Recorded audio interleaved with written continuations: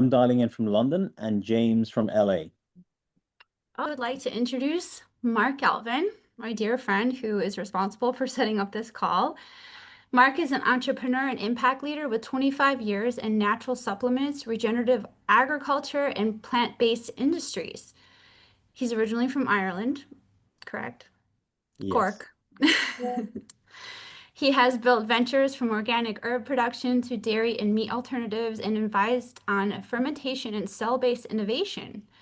He's the founder of the World Preservation Foundation and has produced influential sustainability research, convened a climate conference at the British Parliament, and presented at UN COP16.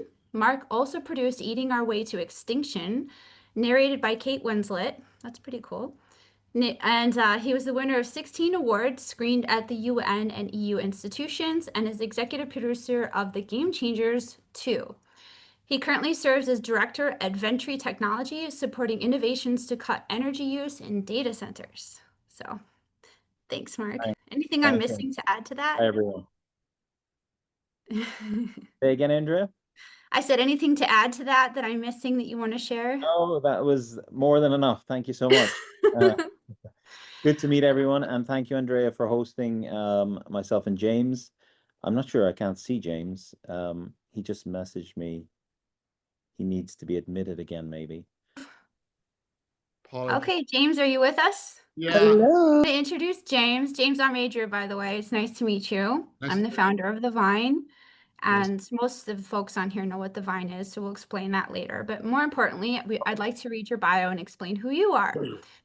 So James Wilks is a former UFC fighter, winner of the Ultimate Fighter Season 9, and a black belt martial artist who trained with elite US operatives after injuries ended his career.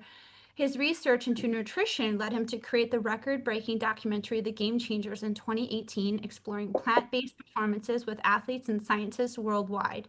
Produced with James Cameron, Arnold Schwarzenegger, Jackie Chan, Lewis Hamilton, I'm going to butcher Novak's last name, so I'm not even going to try, and Chris Paul.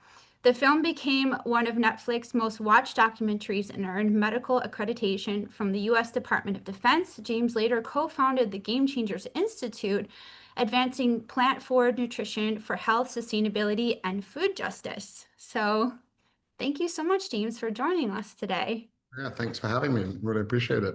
And where are you dialing in from? I'm in Orange County, California. And sorry, I had some computer issues there. The audio and video weren't working on my end for a second. So.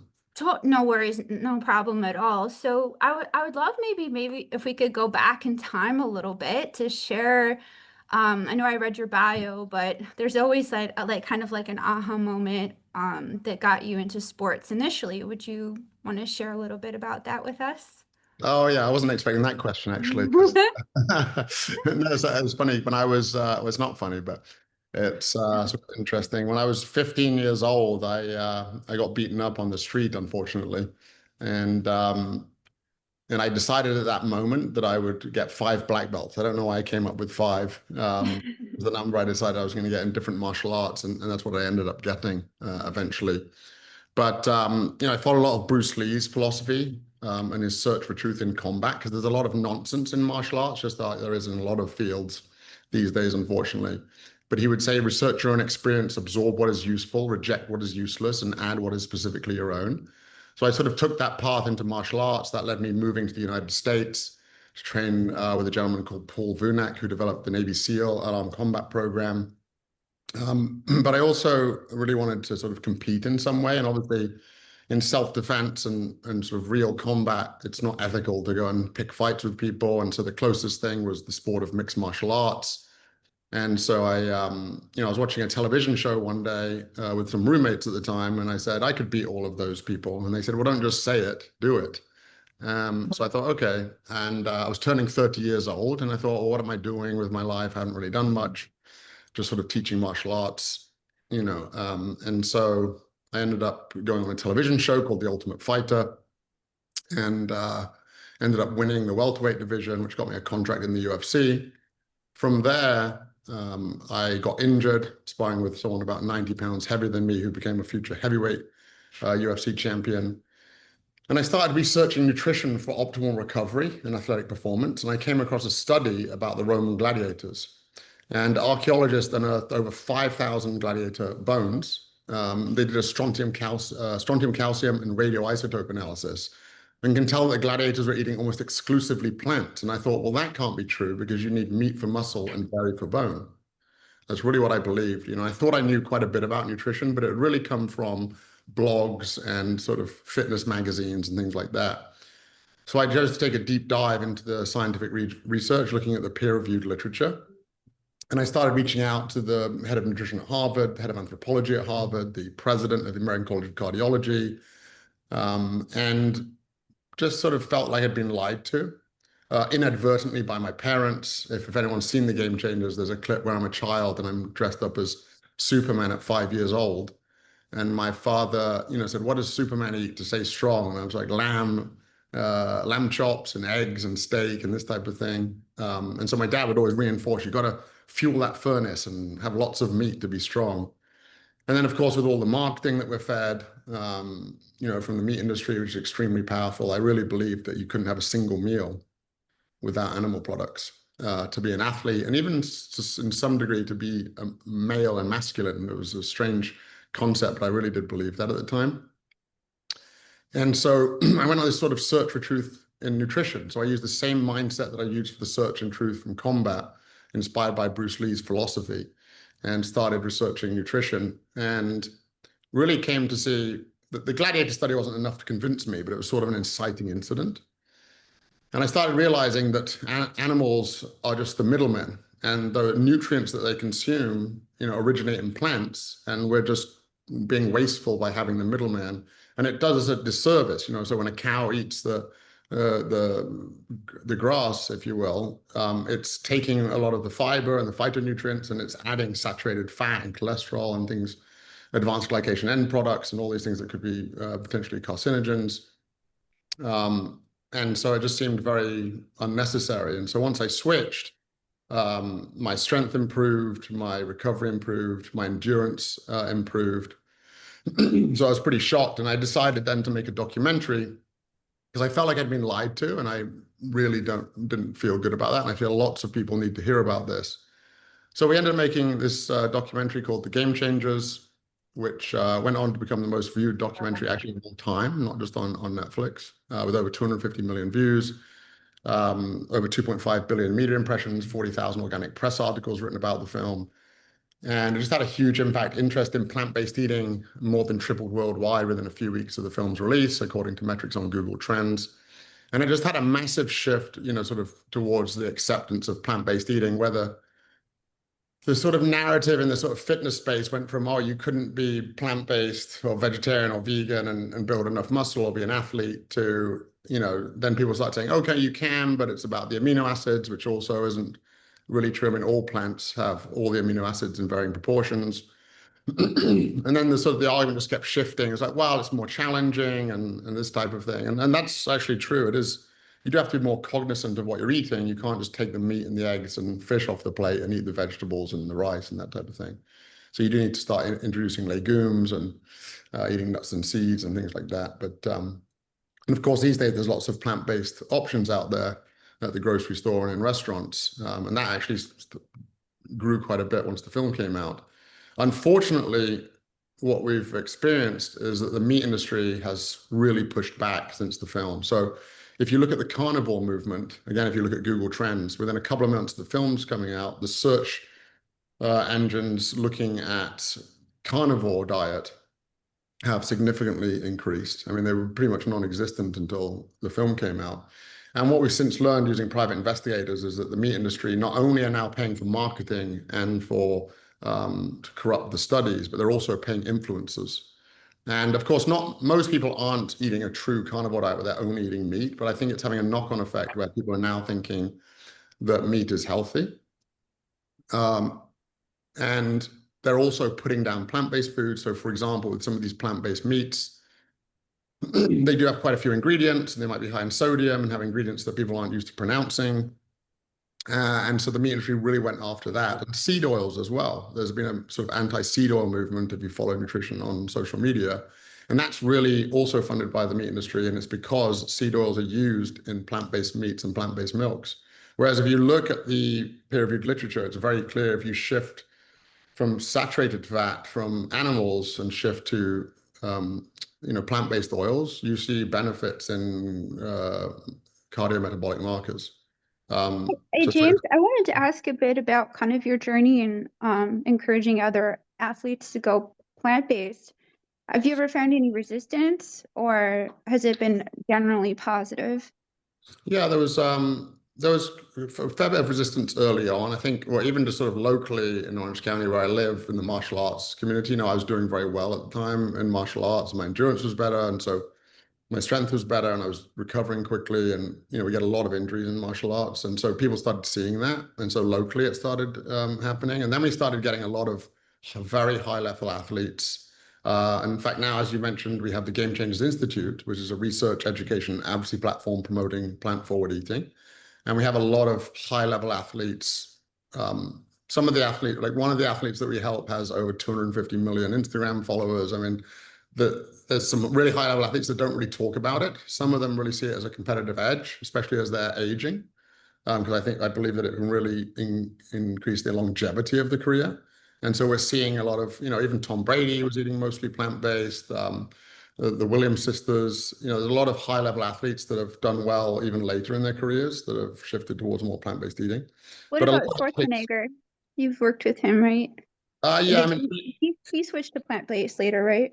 He's not completely plant-based, so I know that he hasn't had dairy for decades, and then he's cut down his meat consumption by about 80%. So, and again, when we talk about the Institute and the work that we're doing, we are promoting plant-forward eating or plant predominant. So even though I don't eat any meat, fish, dairy, or eggs, and I haven't since I sort of started this journey, we're not trying to tell people you have to go vegan or vegetarian necessarily to get the benefits, but rather incorporate more, legumes like beans, peas, lentils, nuts, seeds, fruits, and vegetables.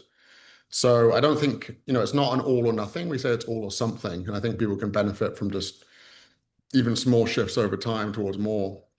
I would knock somebody out for a piece of broccoli right now. I've been in Paris for a month, so it's hard to find anything plant-based here. I love you guys if you're French on this call, but it's hard to find vegetables. Yeah. But in California, obviously, there's an abundance of that. I suppose it's cultural too. Like Vrinda's from India, and she's been living in Paris for a long time now, and she said it's difficult, to find vegetarian things. So everywhere you go around the world, the conception of meat industry changes. In India, they worship cows, and in America, we eat them. So I know. Yeah, it's very interesting. I mean, again, even in Zimbabwe, they're eating dogs, obviously. So everyone's perception is different. So I think, there's health benefits to this. What we're looking at in this second film is one, sort of exposing the meat industry for the pushback. For example, they have a 24-hour beef command center that monitors social media and then counters social media posts around the promotion of plant-based or putting down animal-based foods and meat especially. So we're up against this sort of David and the Goliath, if you will. There's a lot of money going to lobbying and marketing and the studies still. Sorry, my dog's just popped in to say hello. Oh, no, that's okay. So the second film, we're doing a sequel right now. We have the Institute, which does a number of things. We helped the 2024 Olympics shift towards more plant-based. We're the exclusive nutrition partner of the Green Sports Alliance. We publish things in the peer-reviewed literature, but the major project that we're working on is the sequel. And not only are we sort of pushing back on the meat industry, but we're also exposing really what's happening to the planet, which a lot of people really aren't familiar with, the devastation that the animal foods industry. The global food system is the largest human pressure on Earth. 50% of habitable land is used for agriculture, but it's unevenly distributed. So more than 75% of land is used for animal agriculture, but it only yields 18% of the calories. And 60% of agricultural land is used for beef, but yields only 2% of the calories that we eat, or about 5% of the protein. And this massive land footprint comes at a cost of widespread, wildlife habitat loss, declining biodiversity, and of course, significant greenhouse gas emissions. and a carbon drawdown loss, because there's the opportunity. If we could rewild the land, it's the best way to draw down the carbon. All right. And of course, you've probably got half of America that doesn't believe in any of this, but the biggest thing that anyone could do to help the planet is shift towards more plant-forward eating, because the amount of the significant, just the land mass that we use and its opportunity cost of drawing down carbon. I mean, there's this sort of shift. The meat industry is sort of they're sort of doubling down and entering this sort of regenerative agriculture, or also known as regenerative grazing, when it comes to cattle. But these are just sort of buzzword heavy concepts that are marketed as a win-win, you know, for the meat and the soil and biodiversity and the climate. And it's sort of being sold as the answer to our environmental crisis. But if we shifted to a plant-based, we'd actually free up 3 billion hectares of land. All right. Whereas the animal foods, Harvard and Boston University did studies showing that if we shifted to grass-fed, we would need up to 280% more land. And if you do regenerative, where they're shifting the animals around on the land to save the soil, it would require twice that. So we just don't have enough planets to grow food in that way. And so really the only answer is to shift towards more plant-based eating for the planet. Can you tell us a little bit about some of the people that were behind supporting the first season? Yeah, so I mean, as you mentioned, James Cameron, Arnold Schwarzenegger, and Jackie Chan sort of are all in the film space.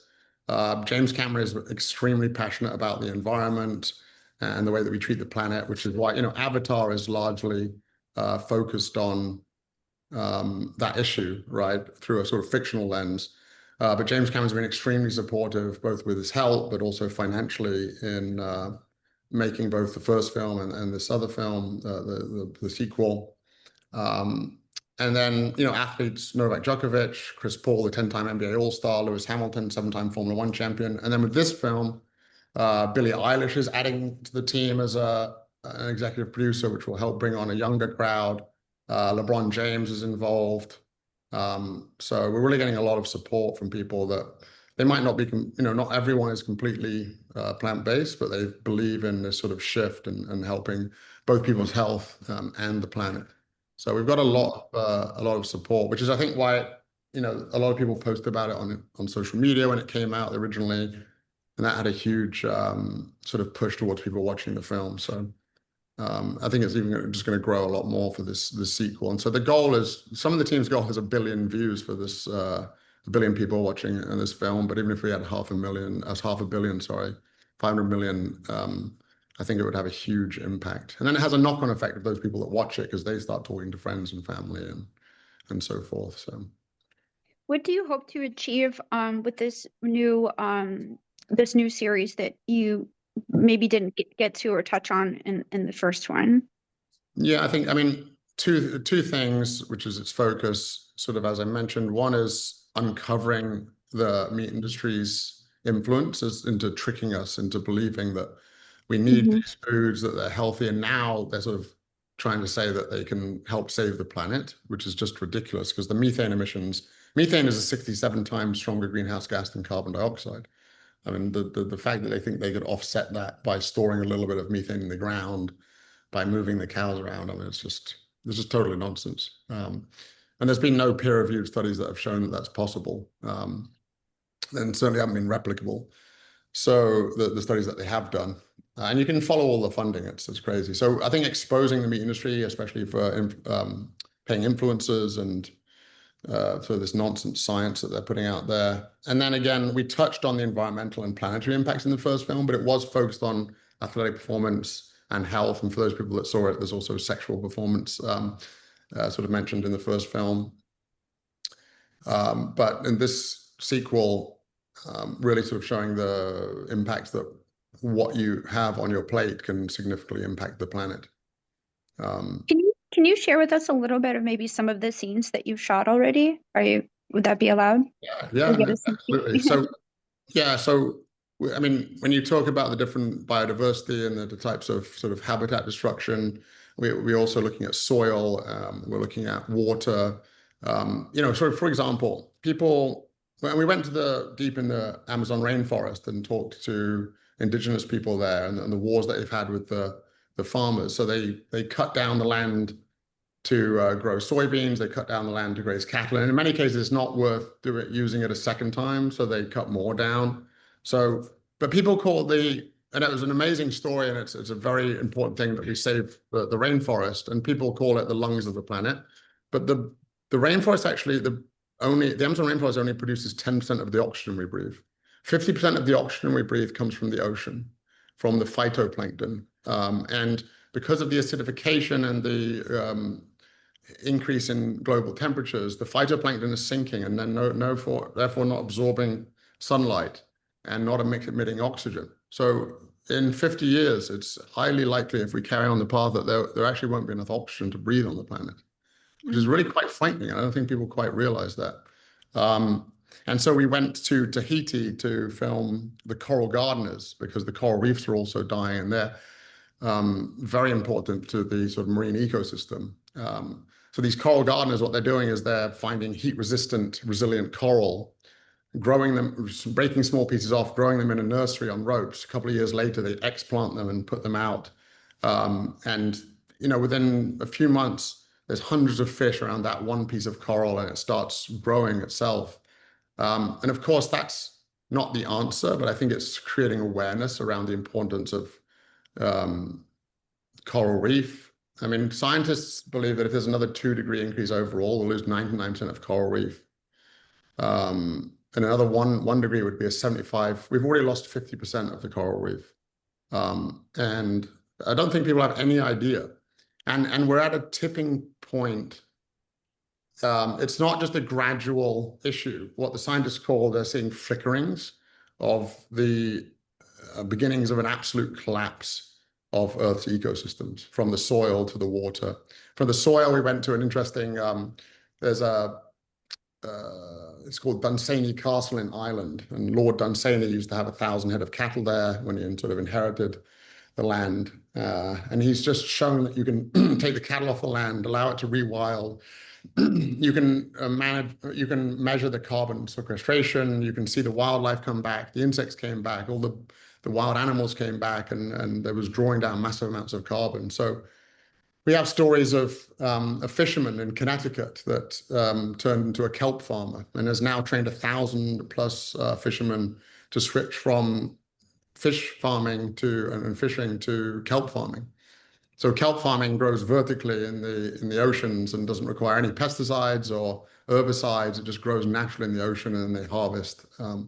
So from the oceans, and the way that we're destroying the oceans by fishing, I mean, people want to not have plastic straws and try and not put plastic into the ocean, but 87% of the Great Pacific Garbage Patch was discarded fishing gear. If you want to save fish, don't eat fish. I mean, and all the bycatch, the dolphins because they just drag the nets, and the dolphins and the turtles, and I mean, we're just destroying the Earth's, we're destroying the ocean as well. So both by fishing, but also leaving the discarded fishing gear there. I mean, the plastic's not in a large part straws and plastic cups. It's literally fishing nets and fishing line and things that we're just discarding there. So just going, fishermen and people restoring land and the oceans, and just stories of real, like, sort of game changers that are doing their things perhaps in a small way, but I think it sheds light on these issues. And there's sort of some powerful narratives that I think will hit people emotionally. So we have the science, but we think it's hanging on the stories of some really interesting individuals that are doing a lot of great work. I don't want to hog you to myself. I want to see if anybody on this call would like to chat with you, have any questions or comments. Does anybody want to chime in? Yeah, happy to answer any questions on any sort of topic, right? Plant-based, if I can. Hey, Audrey, this is Daniel.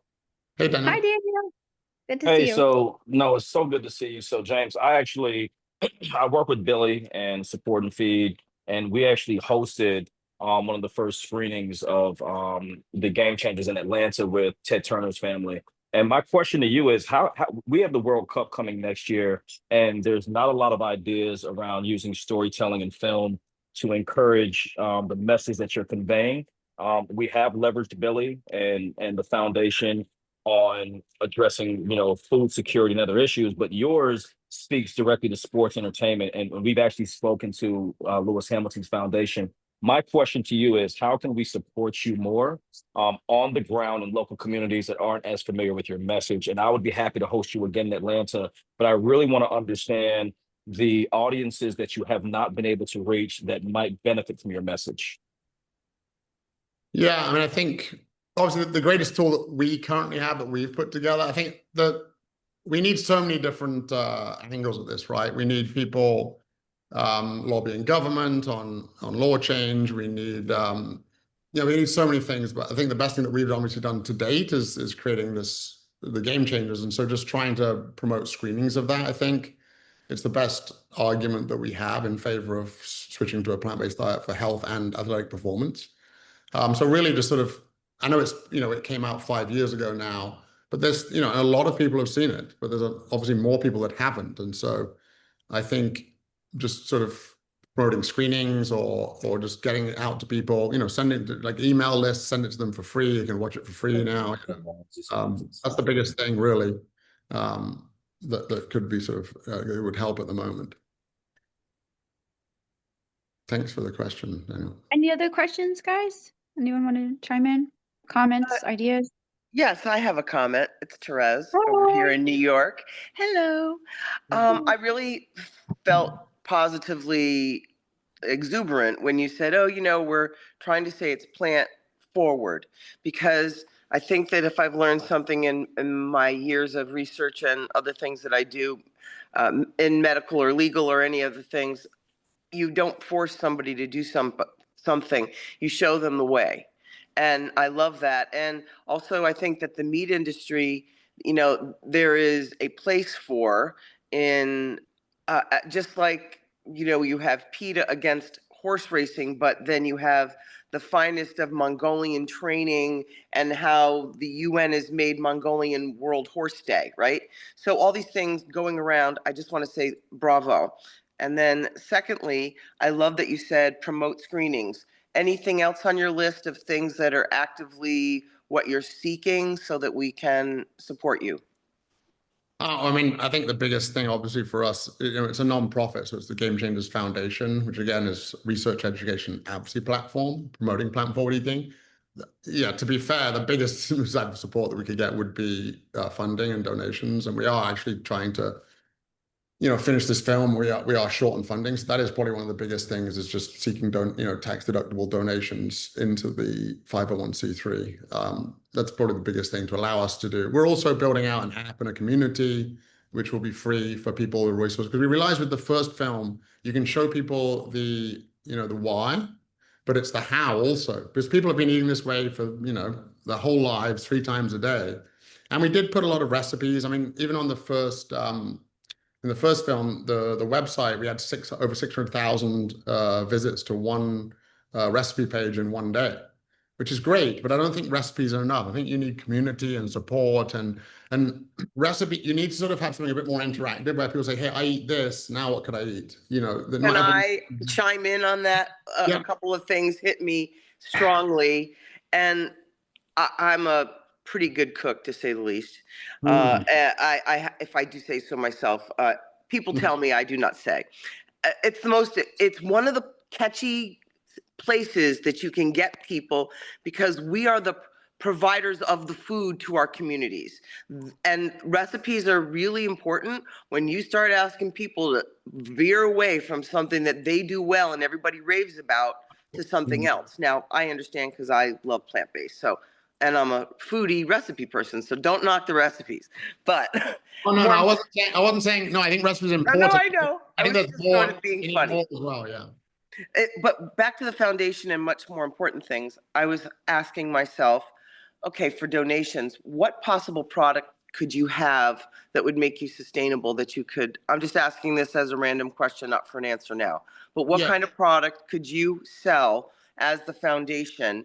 Maybe it's a cookbook or another, like, something, but what product can you sell that supports your work? Maybe it's not just.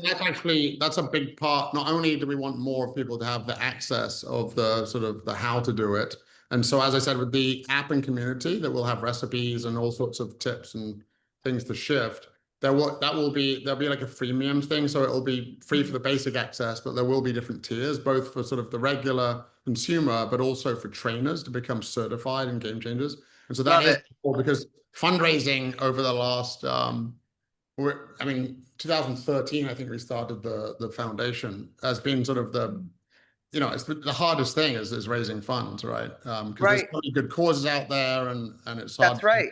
Yeah. And that's why I wondered what your product could be. And lastly, my little note to myself was make it fun, because when I listen to the gravity of what it is that we are facing, and I don't even have children of my own. It's for my friends' children and my godchildren that I say this.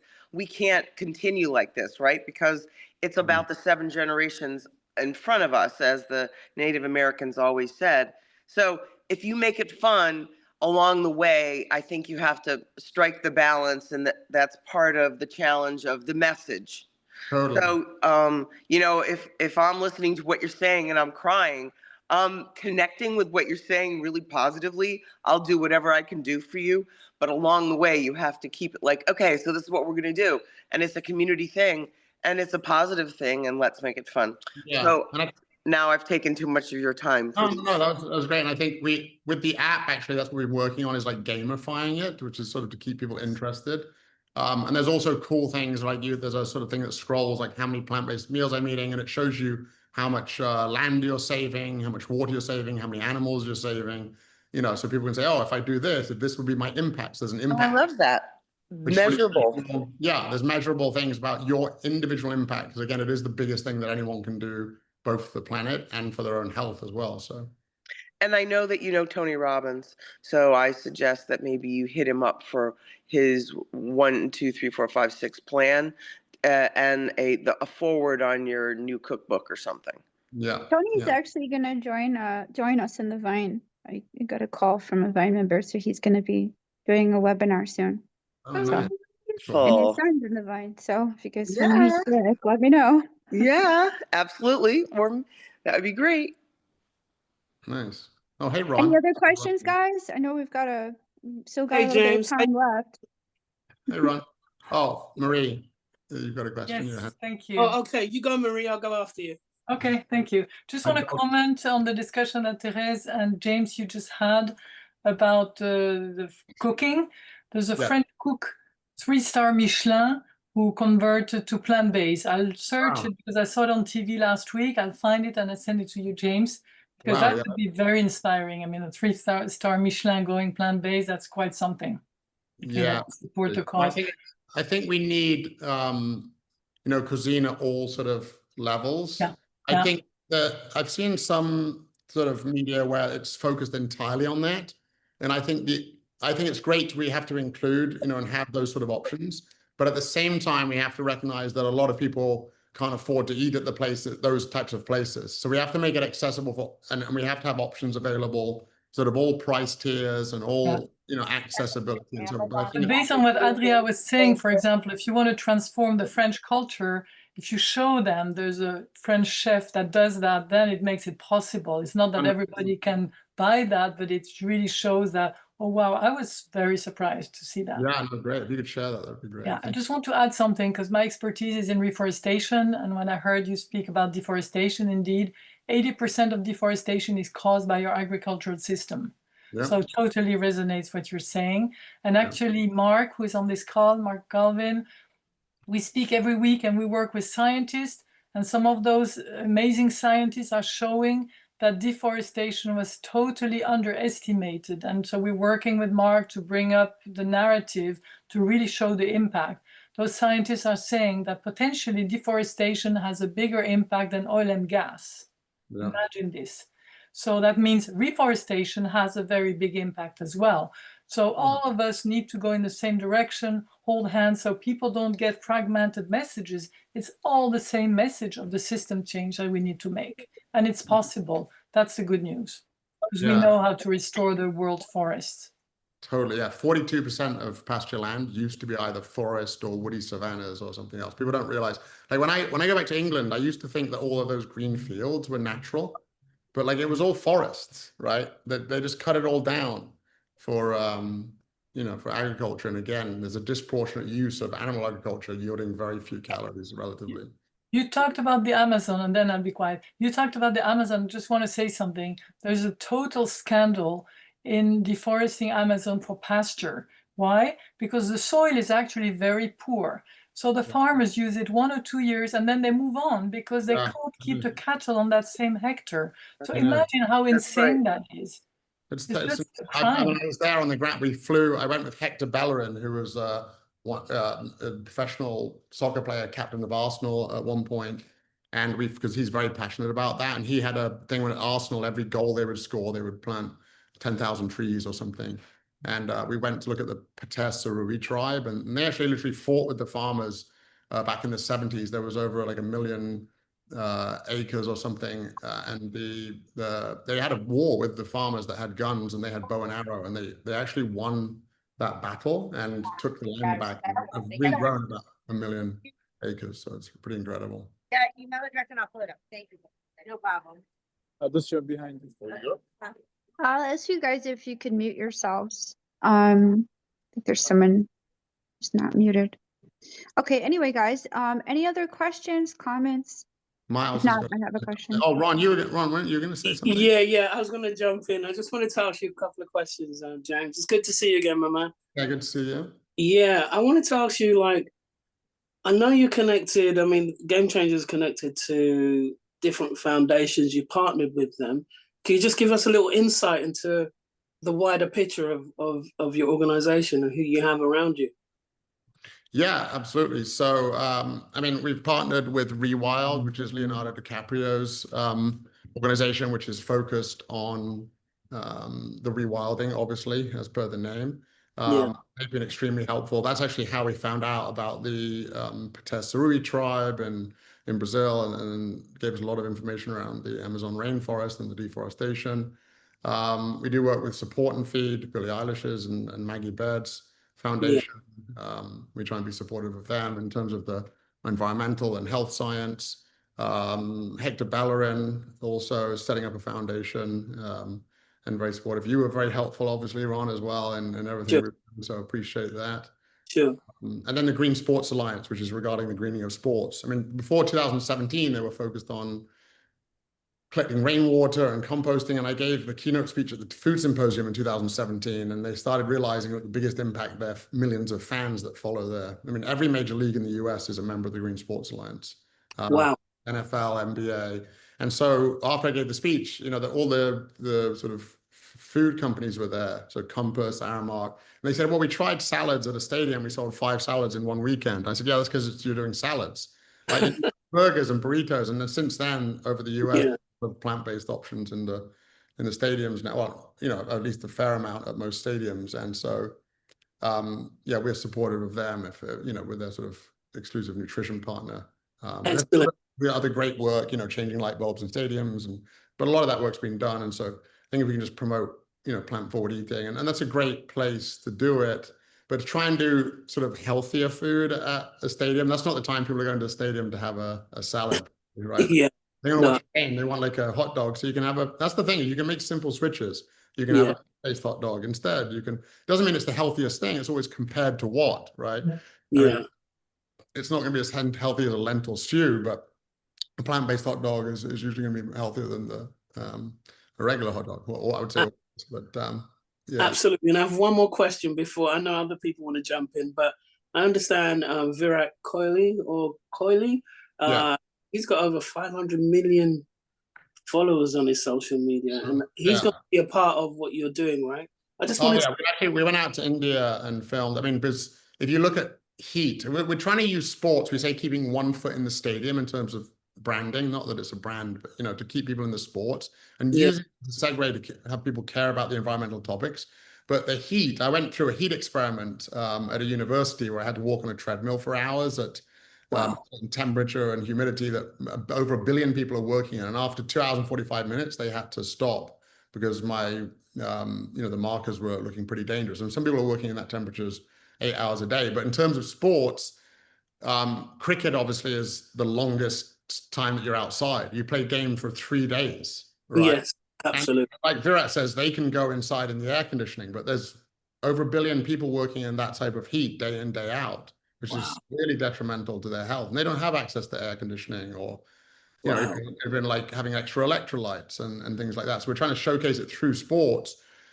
We work with Lindsey Vonn, the greatest female skier of all time, who's forward. And, it's one thing that skiing disappears, but it's the knock-on effect. It has a knock-on effect in the economy around those areas. It has a knock-on effect to our planet in terms of the snow melting. And so we're just using sports as a segue into those topics, if you will. Okay, thank you so much, James. Yeah, thanks, Ron. Thanks for all your help. Cool. Miles. We have Miles next. Miles, do you want to go ahead? Absolutely. Yeah, James, I really appreciate everything you've done for the movement. I was co-founder of Sophie's Kitchen, that was basically the Beyond Meat of seafood. And we really appreciated everything you did for the movement. The company went down. We went down with that first wave of vegan collapse kind of. But one thing I've really noticed is that ethical vegans tend to be the ones that stay vegan, and sports and environmental vegans tend to relapse.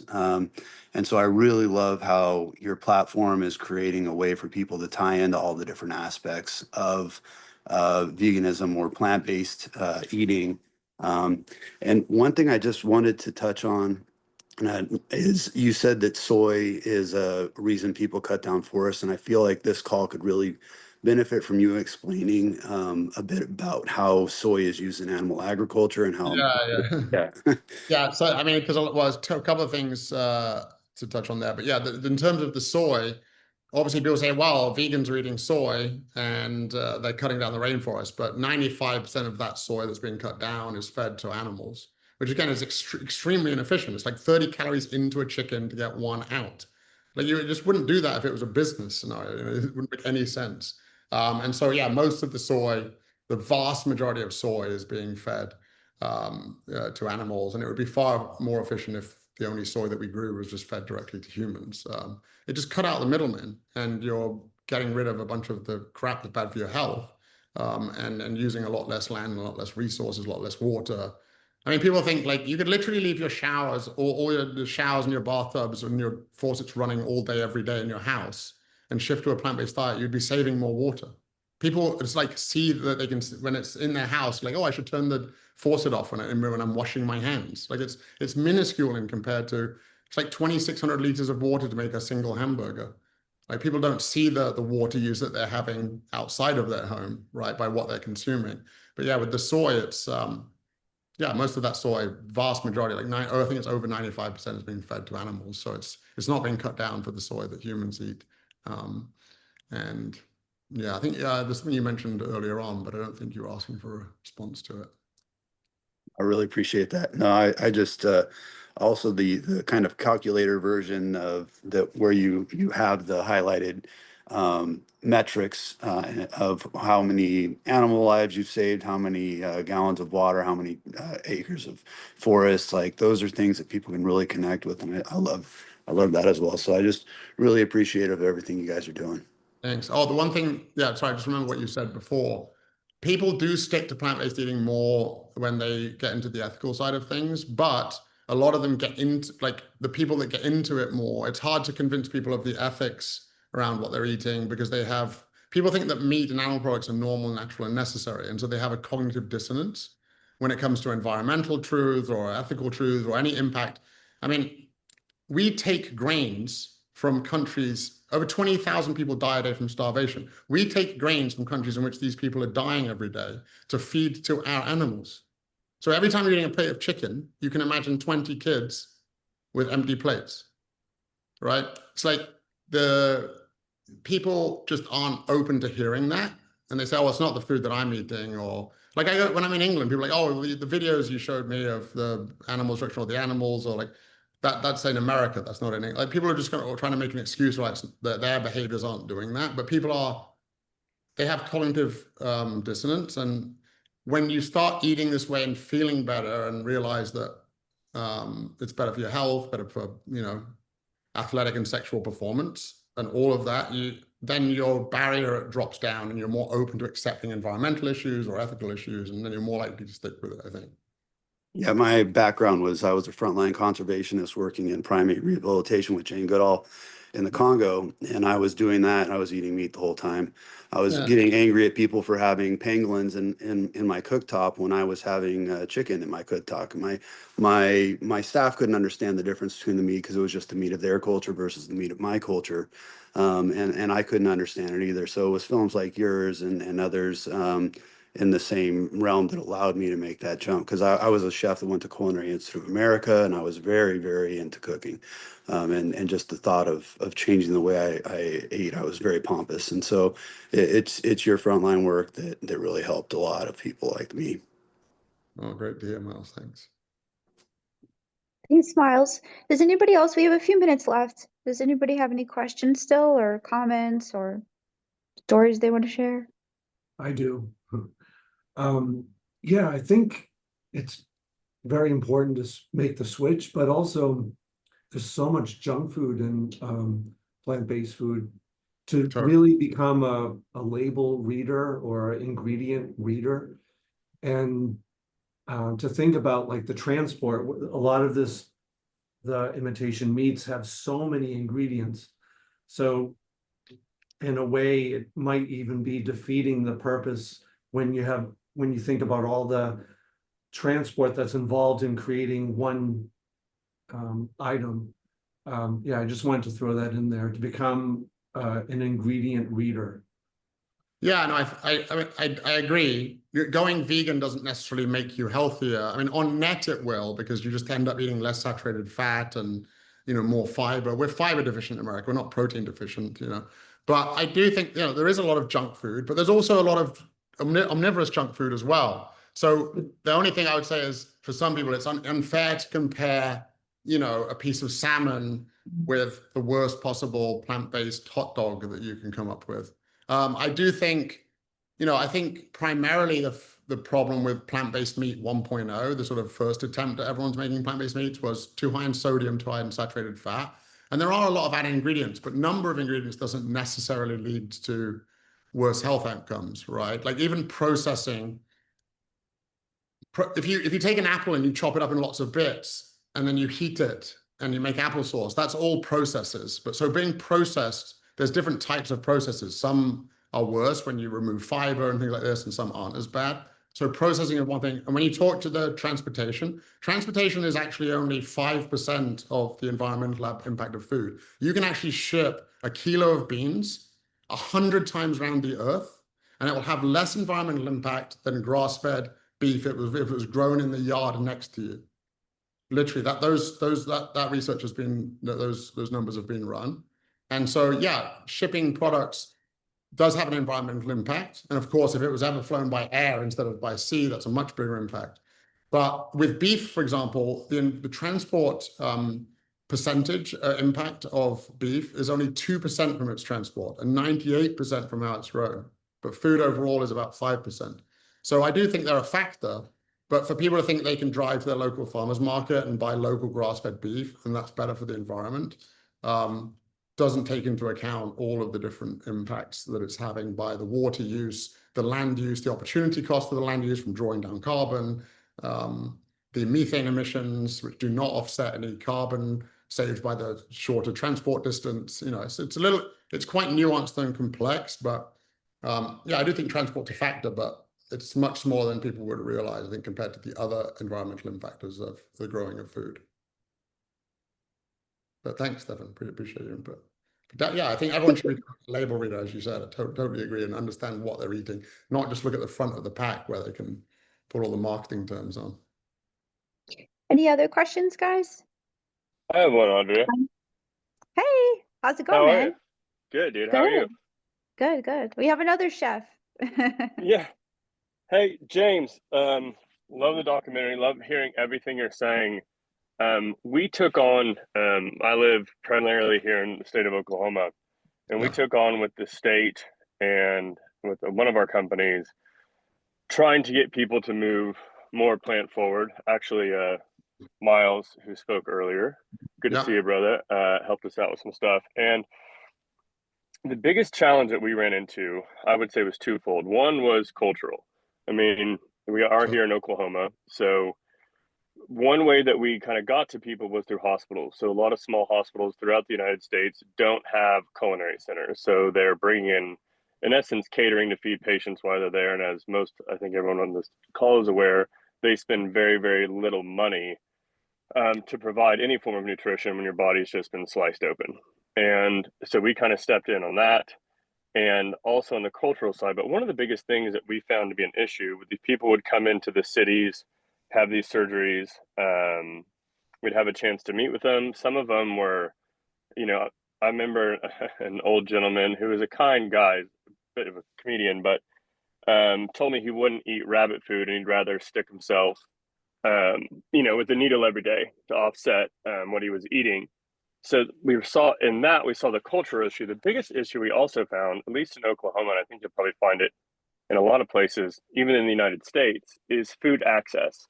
So when we would go to these smaller towns populated anywhere from 15 to 30, 40,000 people, they just simply didn't have access to what I would call quality produce. Most of these grocery stores, you know, to use the term like a Piggly Wiggly, you know, the produce section was, as a chef, not to my standard, but just in general, I mean, it was, you know, some iceberg lettuce, usually some tomatoes, some root vegetables that could stay on the shelf for a long time.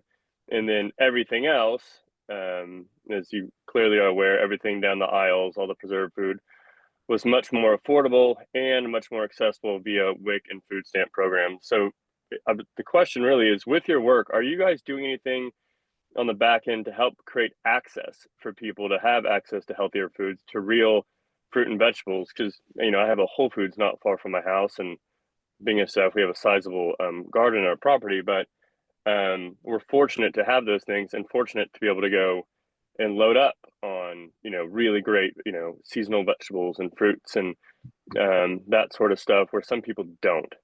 And so my question is, do you guys have a plan to help people, or at least provide advocacy for access for people to be able to just simply get the ingredients to eat this way? Yeah, totally. I think first of all, it's extremely important. And as I said before, I think there's a lot of avenues, from lobbying government and changing laws. I think accessibility is a huge issue. Unfortunately, there's two reasons that we can't do it all. One is funding, and one is just having the people, you know, on the team because of funding to be able to do all of that. And I also don't know that it's our specialty, really. I mean, so we've partnered with Support and Feed, which I've been to, you know, and I've been to one of their events where they're handing out these sort of fruits and vegetables to people with lower incomes and don't have access. I think they do a great job.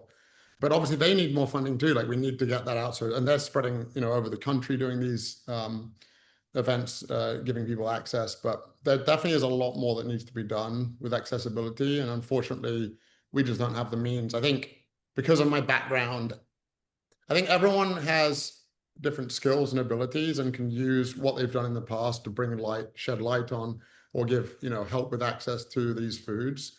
And I think because being sort of an ultimate, you know, a UFC guy and sort of in the sports space, I just felt this was my best attempt at shifting.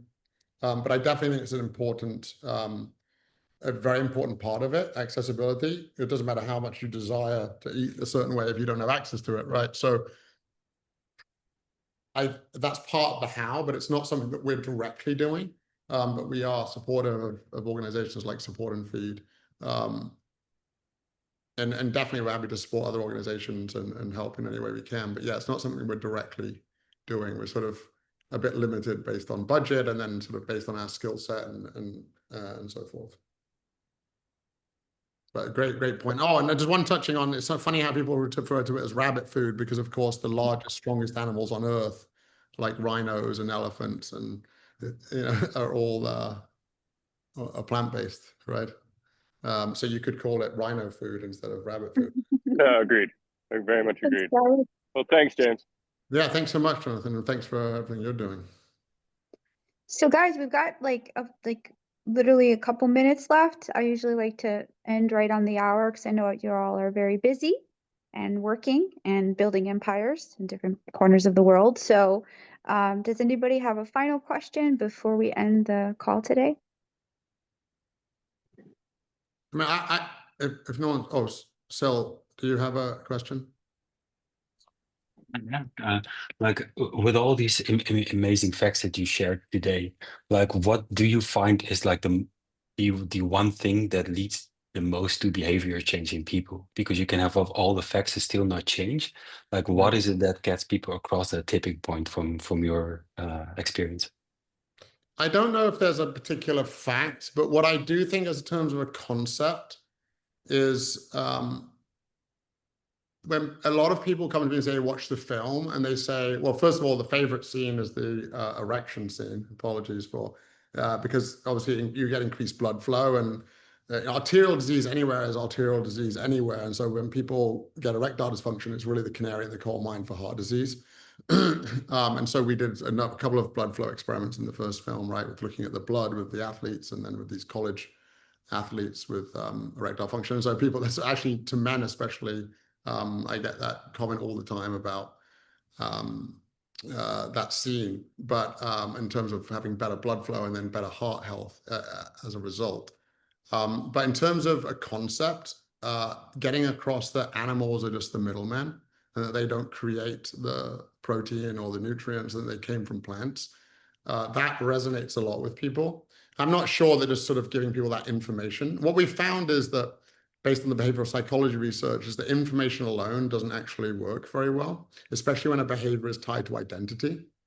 And that you really need to have narratives and stories and hang the science on those narratives and stories. So I think showcasing role models has been the biggest thing.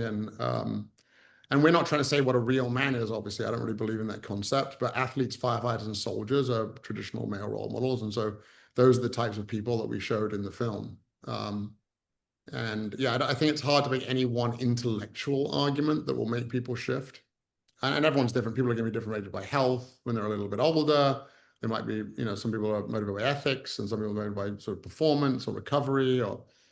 But I think it's very difficult to just give a piece of information and think that that will impact change when a behavior is very ingrained by society, that they've been eating this whole way. I think it's going to take a multiple approach. I don't think, unfortunately, there's one thing. But the biggest concept that I hear people saying about the film is like, I never realized that when I realized that animals are just the middlemen, right? And I can just go straight to the source. You get like less bioaccumulation and biomagnification of like heavy metals, of persistent organic pollutants. Like it's just way better to eat as low on the food chain as possible, which is plants. That's one of the biggest concept that people mention. Thank you. Well, thank you so much, James. This has been incredible. And I'd love to meet you. I'm actually going to be in California in a couple weeks. So hopefully we can catch up and maybe we can do a Vine meetup and I can introduce you to some folks in the community there. But if anyone who attended the call today would like to support, please reach out to me or Brenda. We will be doing a fundraiser for them and supporting them. And we do have a newsletter that goes out to 11,000 people. So we'll keep you updated. If you're not on the newsletter, please sign up or let us know. It is our mosaic of everything that happens in the Vine, which we're now in 70 countries. So thank you guys so much. Grateful to Mark, grateful to James, and I'll see you guys all again soon. Thanks so much, Adria, for organizing. And again, everyone, there's an hour of your time, which I know is very valuable for everybody. And so really appreciate everyone listening in and the questions. And thanks to Mark Galvin also for helping organize this. And it was great having your time. Thank you so much. Thank you, everyone. Thanks, guys. Thank Take you. care. All the Bye. best. Thank Bye, you. everybody. All right. Bye. Bye. Bye.